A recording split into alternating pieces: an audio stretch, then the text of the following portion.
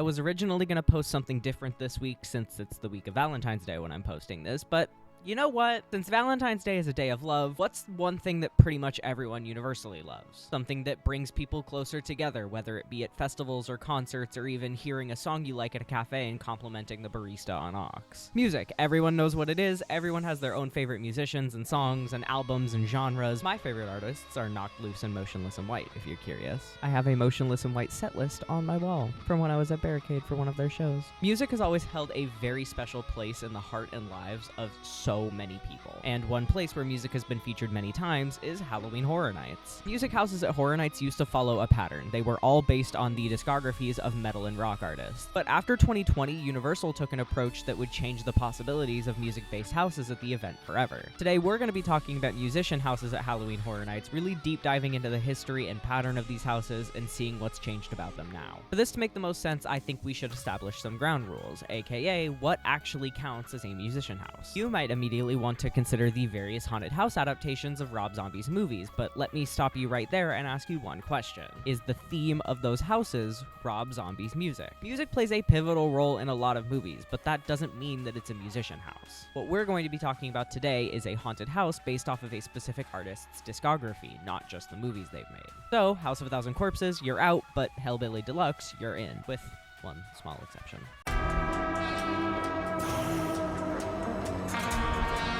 Now, the first appearance of a dedicated space to a band is actually the ultimate tribute to Kiss, featured at the Hollywood event in 1998. This doesn't really count, though, since all it really was just a Kiss cover band performing for guests. The band's name was Black Diamond, if you're curious. It wasn't a haunted house or a scare zone, but it was the first actual appearance of a musician at Horror Nights, so honorable mention and so forth. The first actual haunted house was the thrilling, chilling world of Rob Zombie from 1999 in Hollywood. This house was directly based off of Rob Zombie's 1998 debut solo album, Hellbilly Deluxe, 13 Tales of Cadaverous Cavorting Inside the Spook Show International, or Hellbilly Deluxe for brevity's sake.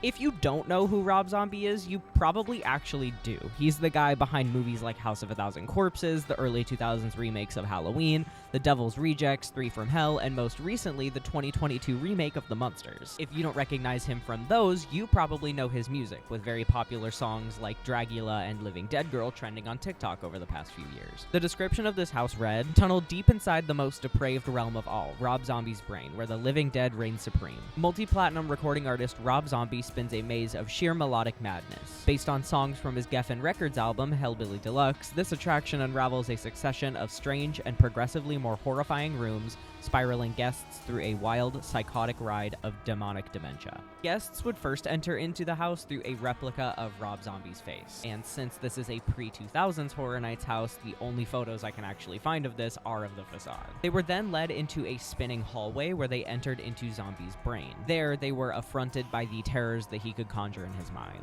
According to a comment left by user and moderator Zombie Man on the Horror Night Nightmares forum in 2010, there was apparently a 20-foot-long hallway lined with buzzsaws that would get narrower and narrower as guests traversed it. By the end, guests would realize that the walls were actually moving to close in on them, which would lead to the lights dimming and the sounds of buzzsaws and screams playing. There's also a room dedicated to the single Dragula, which was covered in video monitors that showed footage of car crashes and dead bodies being flown from them. A year later, in 2000, Horror Nights would bring Rob Zombie back for Rob Zombie's American Nightmare. While this house isn't directly based off of any of his music, I found the story of this house to be so fascinating that I wanted to talk about it anyways. The story goes that after the success of his first house in 1999, Universal brought him back to create a second house for the event. While conceptualizing the house, he decided it would actually be a really great idea for a movie as well. He pitched it to Universal, and once it was approved, the movie and the house were then named House of a Thousand Corpses. This is, to my knowledge, the first and only time that a haunted house for Horror Nights directly inspired a full movie. Unfortunately, the movie was shelved due to Universal worrying about it getting an NC-17 rating, so the house was renamed to Rob Zombie's American Nightmare while still retaining the original concept of the house. While information about the story of this house is few and far between, from what I can gather from photos, it's just the plot of House of a Thousand Corpses. Zombie did also get his own scare zone in 2019 in Orlando. It was called Hellbilly Deluxe, and it was directly inspired by the album of the same name. With that, though, we're finally exiting the Rob Zombie era, and now we enter into the Alice Cooper era.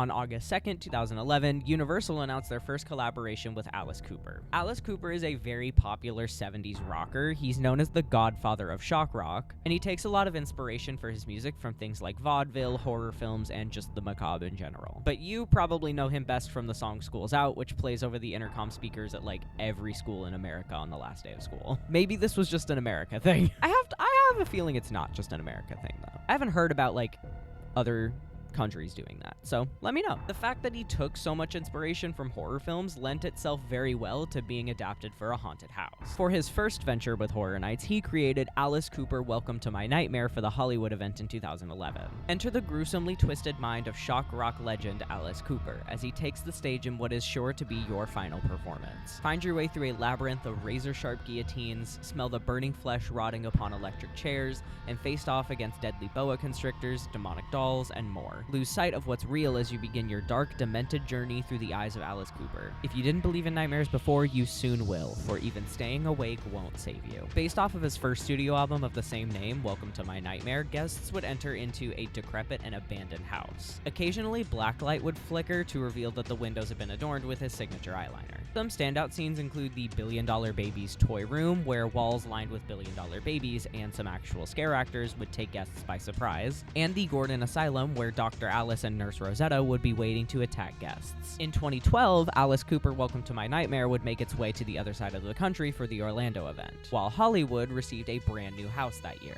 Alice Cooper Goes to Hell 3D. Since the dawn of time, there is one place that man has feared above all others, a place of unending darkness, eternal torment, and unimaginable horrors, a place called Hell. Now, rock horror icon Alice Cooper is going to take you there. Your journey into the abyss will take you through the mythical levels of hell, each more terrifying than the last. With mind-blowing 3D visuals, you'll experience the inferno through the eyes of Alice Cooper. This promises to be one nightmare you won't easily wake up from. The house would have guests enter through the gates of hell, which was an old carny dark ride with a skeleton manning the ticket booth. It took guests through purgatory, limbo, the gates of hell, and even through some of the 7 deadly sins: gluttony, greed, lust, vanity, and wrath. It ended with you finally entering into hell, where both a Satan snake and Cooper would attack guests as they left the house. Much like Rob Zombie, Alice Cooper definitely made sense to feature at Horror Nights. He hasn't made tons of feature-length horror movies like Zombie has. In fact, outside of a few short cameos in TV and film over the years, the only film he's created was a short conceptual TV special based off of Welcome to My Nightmare in 1975.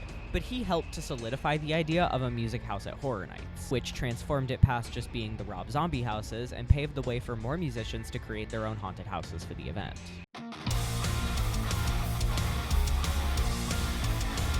Everyone knows who Black Sabbath is. If you don't, you're either lying or you've lived under a rock your entire life. But for those of you who genuinely don't know, Black Sabbath is the original heavy metal band. They basically created and established the metal genre as we know it today. Originating from Birmingham, England, they truly pioneered the heavy metal sound that we all know and love. I know many of you guys probably love metal, me included. Without Sabbath, we wouldn't really have any of the bands that we like. In 2013, Black Sabbath partnered with Halloween Horror Nights to create Black Sabbath 13 3D. Since the dawn of time, the number 13 has symbolized evil, bad luck, catastrophe, and even death.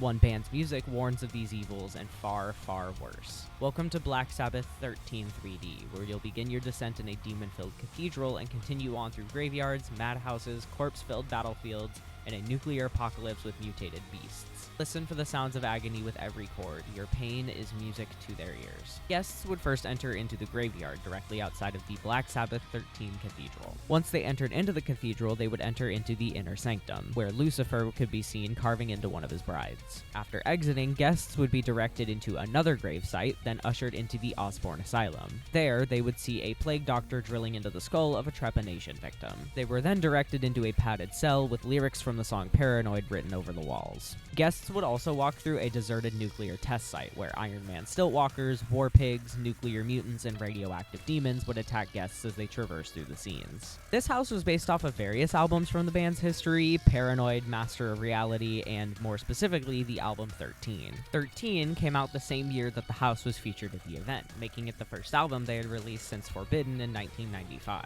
This is also the first and only time that Black Sabbath has appeared at the event. Even though people are asking for a tribute house to Ozzy Osbourne, who unfortunately passed away at the age of 76 on July 22nd, 2025, I don't think we're going to be seeing Sabbath return to the event anytime soon. This was also the last music haunted house we would see until 2022, but we can't talk about famous musicians and their appearances at Halloween Horror Nights without talking about the obvious.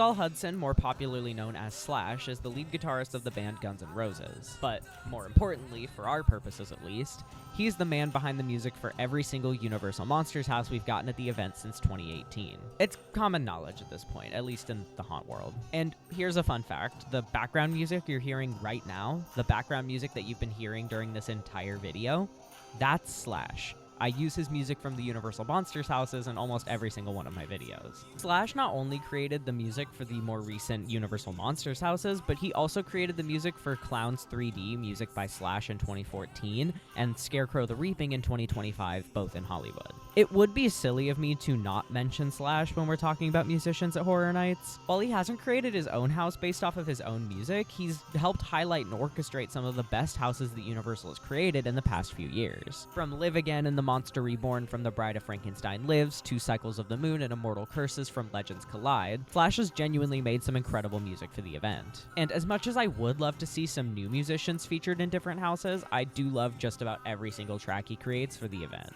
Especially the song he wrote for Scarecrow the Reaping in 2025. That one went unreasonably hard.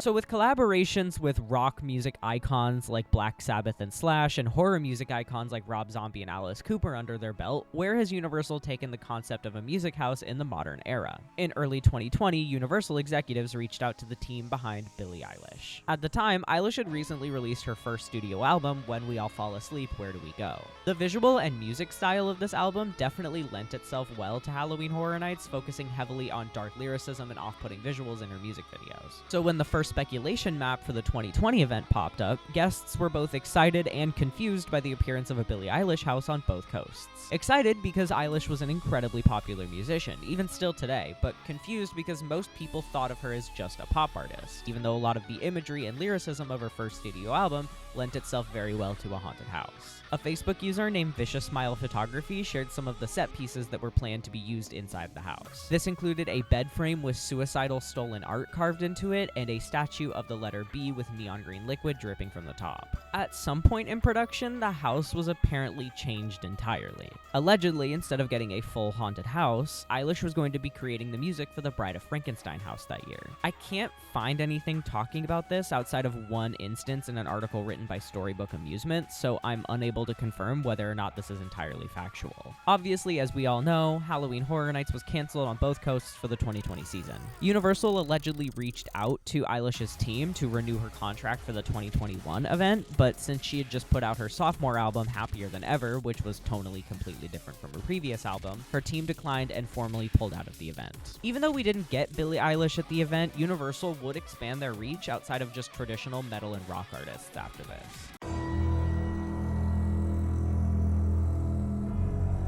In 2022, Universal Studios announced The Weeknd After Hours Nightmare. Prepare to enter the macabre mind of The Weeknd in this haunted house as he stalks your squad through the surreal nightmare of his after-hours music. A slasher carving a smile at an otherworldly rave, bandaged maniacs performing extreme plastic surgery, a grotesque mannequin masquerade, his nightmare is now yours. If you didn't know, The Weeknd is a Canadian musician who began creating music in 2009. He originally began creating and releasing music anonymously before releasing his first compilation album, Trilogy, in 2012. He went on to release his debut studio album, Kissland, in 2013. He's really most well known for his blend of alternative R&B and pop, alongside extremely popular songs like The Hills, Starboy, Can't Feel My Face, Die For You, Heartless, and Blinding Lights. He's also one of the best-selling artists of all time, amassing 8 diamond-certified singles from the RIAA and a Time magazine naming as one of the most influential people in the world in 2020. This house was directly inspired by The Weeknd's After Hours, his 5th studio album released in 2020. The concept of this house was was that guests were entering into the Weeknd's nightmares, inspired by the music videos and storytelling of the After Hours album. The facade was the same between Hollywood and Orlando. It was a vinyl showcasing the After Hours logo and various photos of the Weeknd. The inside of the houses also remained largely the same between both coasts. Guests would first enter into a room where the Weeknd was strapped to a chair. There were TV monitors showing the disturbing contents of his mind, with wires strapped to his head that was siphoning the liquid from his brain. They would then enter into the After Hours club, where both masked and unmasked partygoers and a DJ playing music could be seen. They were then directed through a white brick hallway with a silhouette of a woman chopping the Weeknd's head off would be seen. The next scene was in the bathroom of the After Hours club, where a nurse with botched plastic surgery would be performing very poorly done liposuction on a victim. They would then go through the After Hours casino, hotel, and station. Here they would encounter grotesque versions of the Weeknd and other variations of the botched plastic surgery nurses, maniacs covered in bandages, and various partygoers. On August 7th, 2024, Universal would announce a second partnership with the Weeknd.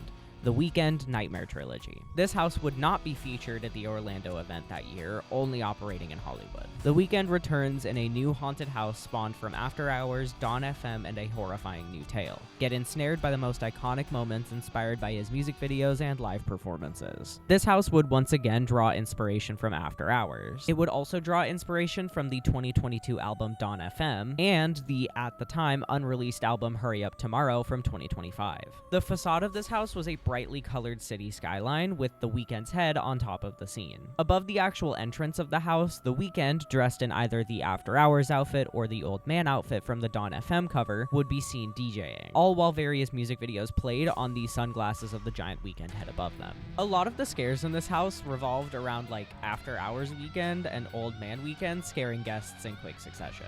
Guests would first enter into a room that was constructed out of money, where the Weeknd would be waiting with bulging eyes and a gas mask on.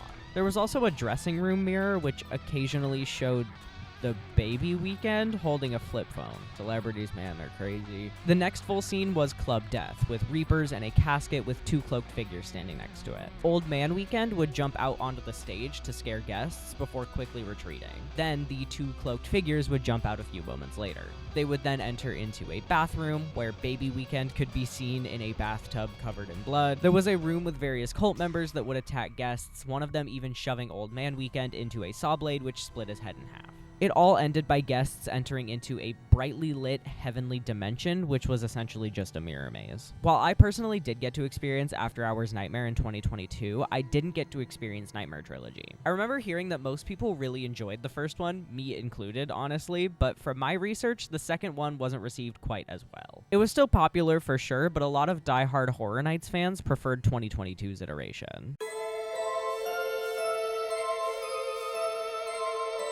Honestly, the future of musician houses looks very bright. Considering how well both of the Weeknd's houses did, I bet it's safe to assume that we'll get another one in the next few years. I mean, people have been begging for an Ice Nine Kills house for years at this point. Their song, A Work of Art, originally created for Terrifier 3, was even featured at the opening ceremonies in Hollywood. I really think that Ice Nine Kills is the most likely candidate for a Horror Nights house in the upcoming years. The lead singer, Spencer Charnas, has made it no secret how much he adores horror movies. Their two most recent studio albums, The Silver Scream from 2018 and The Silver Scream 2 Welcome to Horrorwood from 2021, are both made up entirely of songs directly inspired by horror movies. These include Halloween, Friday the 13th, The Nightmare on Elm Street, The Texas Chainsaw Massacre, and even more niche movies like Hostel, The Devil's Rejects, and Cabin Fever. Charnas even created his own horror convention called the Silver Scream Con, which has featured horror icons from across the industry. And in case you want to know my credentials for also begging for an Ice Nine Kills house,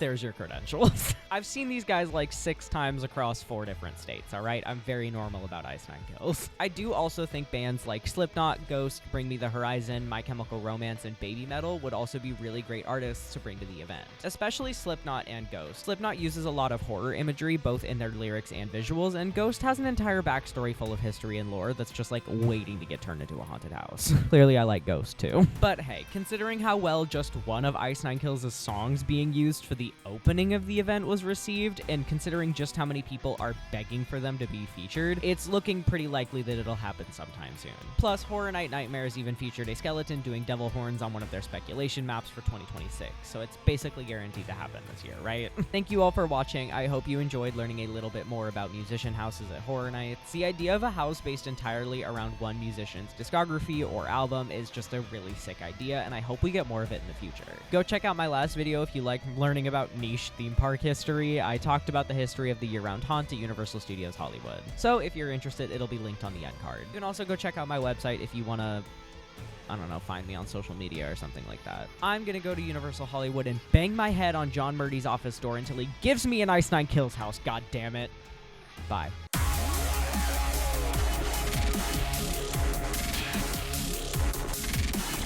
Oh my god, if I could speak, then I could get to the hardest part of this fucking sentence. The hardest part isn't even this. It's the fucking album title, bro.